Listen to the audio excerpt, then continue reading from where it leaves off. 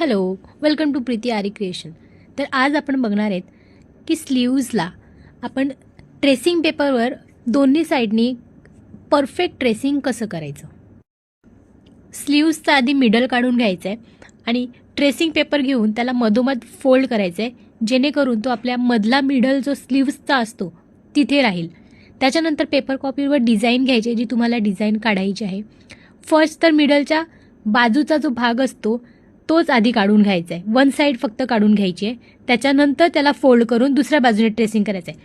Design इथे आपली tracing करून झालेली आहे. डिझाईन ट्रेसिंग करून झाल्यानंतर आपल्याला हा पेज आहे हा फोल्ड करायचा आहे मधोमध, आणि त्याला उलट्या बाजूने आपल्याला पेन्सिलने जे ट्रान्सपरंट दिसते डिझाईन ती ट्रेसिंग करून घ्यायची आहे.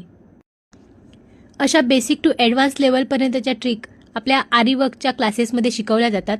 अपकमिंग बॅचसाठी तुम्ही ॲडमिशन घेऊ शकता. इथे आपली डिझाईन ट्रेसिंग झालेली आहे. खाली कार्बन पेपर ठेवून तुम्ही डिझाईन ट्रेसिंग करू शकता. थँक्यू.